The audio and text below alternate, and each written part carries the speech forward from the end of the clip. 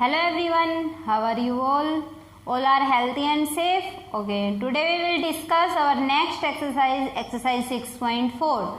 इससे पहले हमने 6.4 एक्सरसाइज के 3 क्वेश्चंस डिस्कस कर लिए थे। आज हम आगे के क्वेश्चंस को डिस्कस करेंगे और आई होप आप सभी को क्वेश्चन समझ आ गए होंगे। तो देखिए क्या है क्वेश्चन नंबर 4।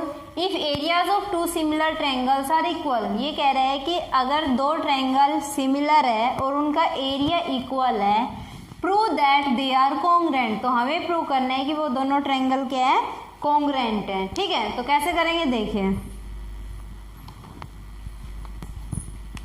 यहाँ पे हमें दो ट्रायंगल गिवन है और दोनों सिमिलर है, तो हम डायग्राम बना लेते हैं।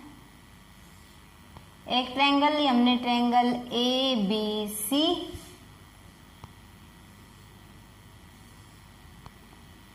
D E F.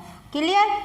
तो यहां से कह रहा है कि दोनों ट्रायंगल क्या है, सिमिलर है। The triangle A B C is similar to triangle D E F. Clear. और उनका एरिया भी इक्वल है। Area of A B C is equal to area of D E F. तो अगर ये दोनों ट्रायंगल सिमिलर है तो क्या करते हैं हम, इनकी साइड क्या होती है, इनकी साइड का रेशियो इक्वल होता है। और अगर एरिया इक्वल है तो इसको इधर ले आए हम, area of A B C divided by area of D E F is equal to क्या होगा, इनकी साइड का रेशियो क्या होगा, इक्वल होगा, स्क्वायर के इक्वल होगा साइड का स्क्वायर। तो A B upon D E इसका square is equal to B C upon E F इसका square is equal to third side is A C upon D F इसका square. होता है condition के according. अब ये दोनों एरिया इक्वल दे रखा था, ये 1 के इक्वल हो जाएगा क्योंकि इससे कैंसिल आउट हो जाएगा। तो यहाँ से हम कह सकते हैं कि this implies A B upon D E इसका square is equal to B C upon E F इसका square is equal to A C upon D F इसका स्क्वायर इज इक्वल टू 1।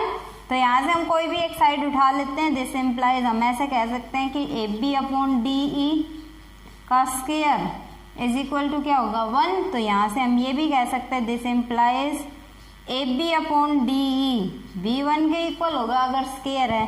तो यहाँ से कह सकते हैं this implies A B is equal to D E, ये D ई 1 से मल्टीप्लाई हो जाए।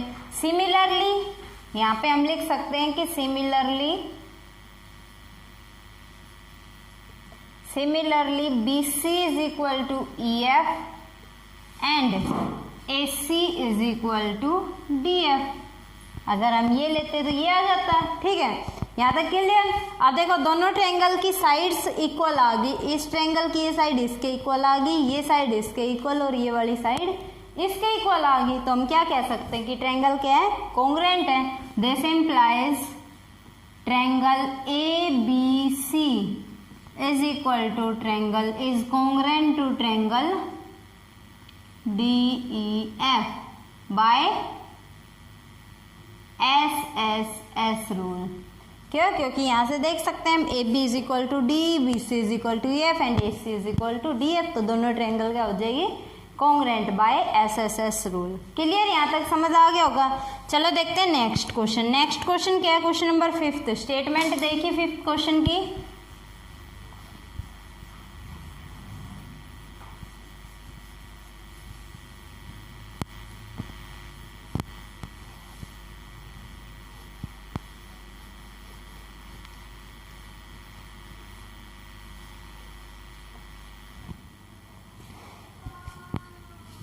क्वेश्चन नंबर 5 है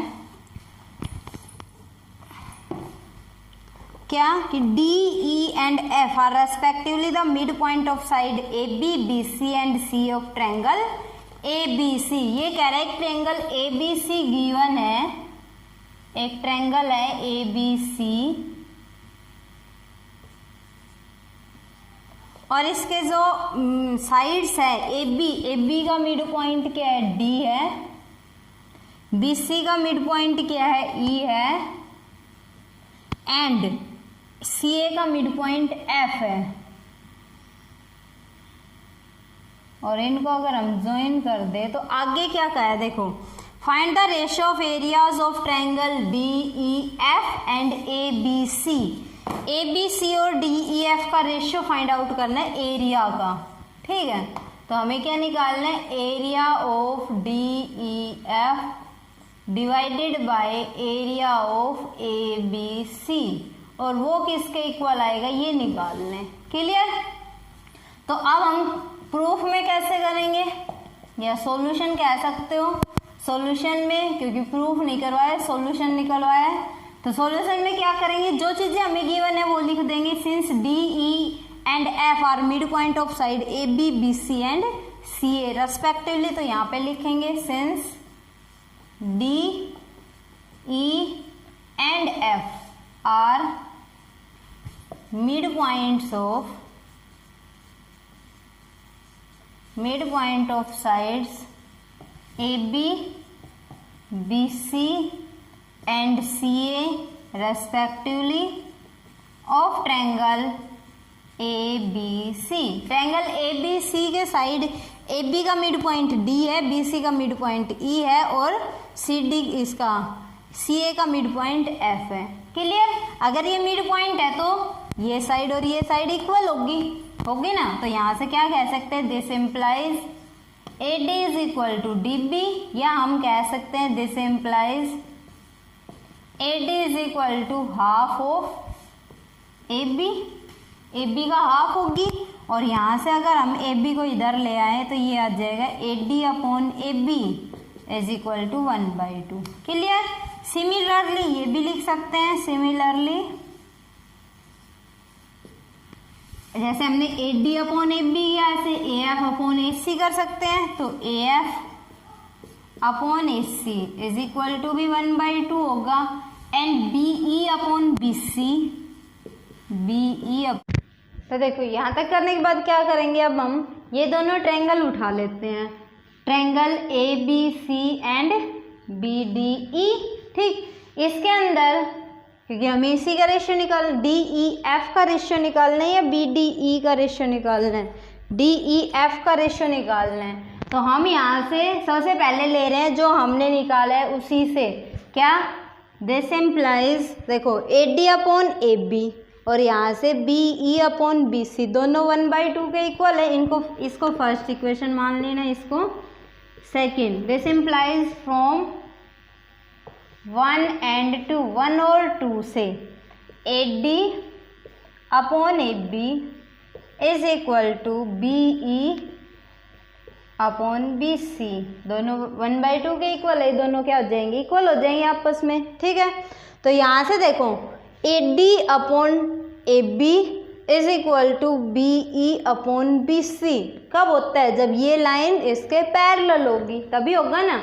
तो यहाँ से हम क्या कह सकते हैं, this implies D E is parallel to A C, किससे है, by converse of BPT theorem या थेल्स थ्योरम के कन्वर्स से। ठीक है। तो अगर ये इसके पैरेलल आ गई तो ये एंगल और ये एंगल इक्वल होगा, ये एंगल और ये एंगल इक्वल होगा। क्यों, क्योंकि करस्पॉन्डिंग एंगल्स बन जाएंगे। तो यहाँ से हम कह सकते हैं कि this implies angle B D E is equal to angle B A C. ठीक, और दूसरा यहाँ से ये वाला एंगल इसके इक्वल, तो angle B E D is equal to angle B C A. ये किस वजह से, कोरोस्पोंडिंग एंगल्स।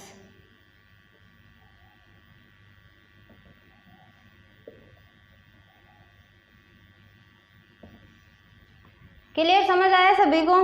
तो यहाँ से अगर देखें हम कि ये वाली ट्रायंगल और ये वाली ट्रायंगल दोनों क्या आ गई, सिमिलर आ गई, तो दिस एम्प्लाइज, यहाँ से हम कह सकते हैं कि triangle B D E is similar to triangle ABC। इसी तरह से अगर हम ये देखेंगे तो ये भी ABC के सिमिलर आएगी, फिर हम ये चेक करेंगे तो ये भी ABC के क्या आएगी, सिमिलर आएगी। तो हम यहाँ से कह सकते हैं this implies triangle DEF is also similar to triangle ABC। और अगर ये दोनों ट्रायंगल सिमिलर है तो इनके साइड का रेशियो क्या होगा, इक्वल होगा, और इनके एरिया का रेशियो क्या होगा, साइड के स्क्वायर के इक्वल होगा। तो हम यहाँ पे कह सकते हैं this implies area of DEF divided by area of ABC is equal to, तो ये दोनों ट्रायंगल क्या आ गई, सिमिलर आ गई। तो सिमिलर आ गई तो हम ऐसे कह सकते हैं area of DEF upon area of ABC। ठीक है, देखो ऐसे जब हमने लिखा ये दोनों ट्रायंगल जब सिमिलर है तो हम ऐसे कह सकते हैं कि DE अपॉन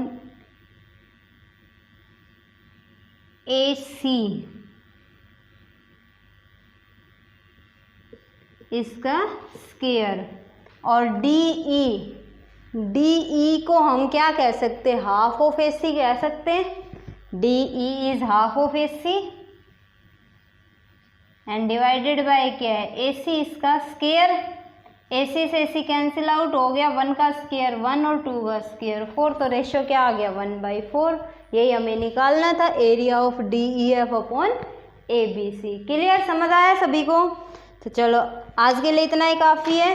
आई होप आप सभी को ये क्वेश्चन समझ आ गए होंगे, और फिर भी अगर कोई डाउट रह जाए तो पूछ लेना। ठीक, okay, take care, bye bye.